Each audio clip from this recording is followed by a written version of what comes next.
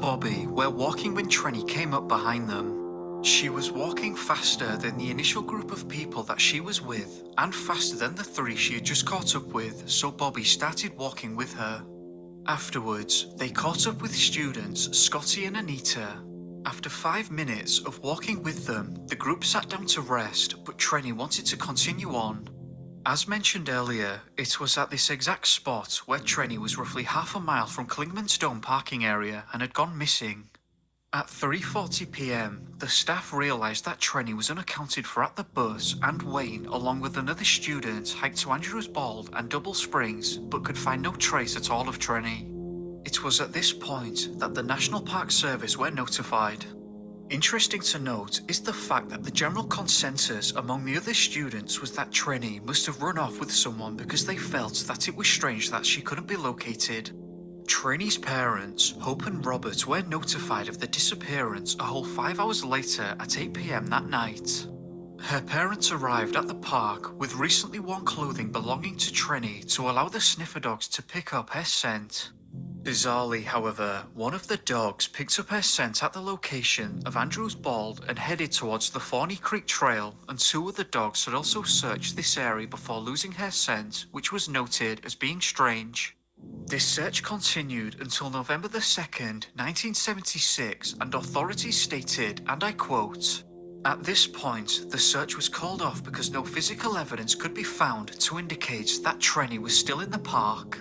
Which again is very strange and raises the question, where did she go and why? Following the disappearance.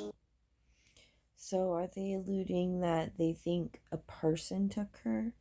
Why couldn't it be a wildcat?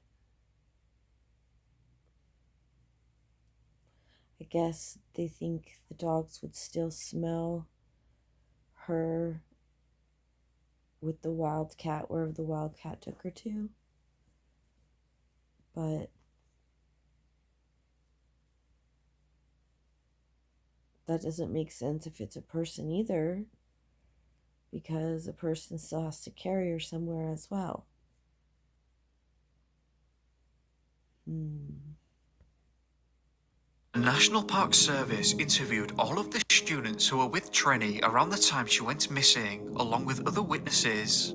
The following are quotes from the National Park Service report. Weather at this time was strong winds and heavy rain with temperatures in the low 30s, 21-15 hours, moderate to heavy rains.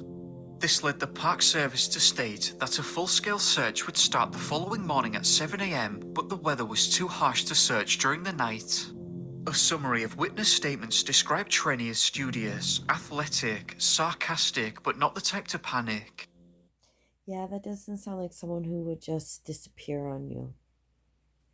People are very pattern oriented. Get a bird, they said. So most likely she wouldn't break her patterns that much. Seriously, dude? I think he's doing it on purpose. No joke. Wayne Dunlop said that he didn't think that Trini was the type to run away. Witness Miss Coghill states that Trini bent over on the trail as if looking at something near a flat rock and then disappeared to the right of the trail.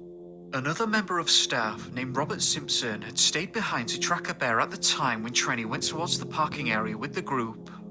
It's interesting to note that the FBI did enter the investigation 5 days after the initial disappearance and sent 2 agents to monitor the case.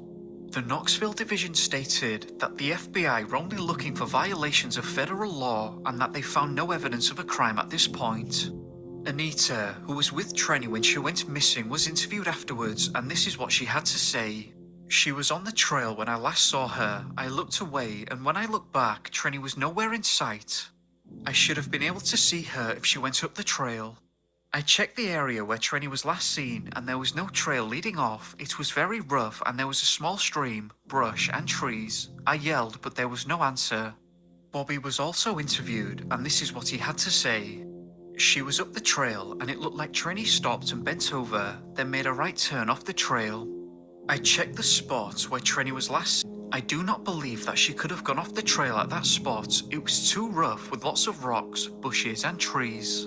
Paulides detailed that he believes that the key to Trini's disappearance lies in whatever she was looking at just off the trail before she disappeared.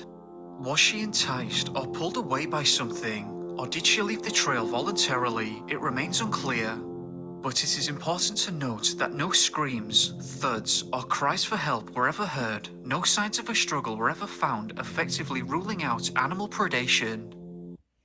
Now, they say that, but a mountain lion, it can take someone so quickly, and they like to go for the skull, and they take a hold of the skull, and you can't scream. You're just gone. And needless to say, at this point, not a single trace of Trini has ever been found. How did she disappear so quickly without a single trace, effectively right trace. under the noses of other people? Why could the dogs initially pick up her scent and then just lose it? Helicopter teams also tried and failed to find her. It's an unbelievable case that raises a lot of questions. What do you think took place here? On the 8th of October 1957, 3-year-old Minnie Horn disappeared under very strange circumstances. Minnie lived with her parents in Tennessee and was situated in a very rural area roughly 10 miles east of Lafayette. On this particular day, Minnie's mother had taken Minnie along with her sisters on a walnut collecting trip in an area not far behind their home. During this expedition, Minnie was instructed to stay with their 4-year-old sister and to not move from that location while Mrs. Horn walked a short distance with the other girls. A few minutes had passed and Mrs. Horn returned to discover that Minnie had disappeared. Obviously scared and panicking now, she asked her 4-year-old daughter where Minnie had... Lord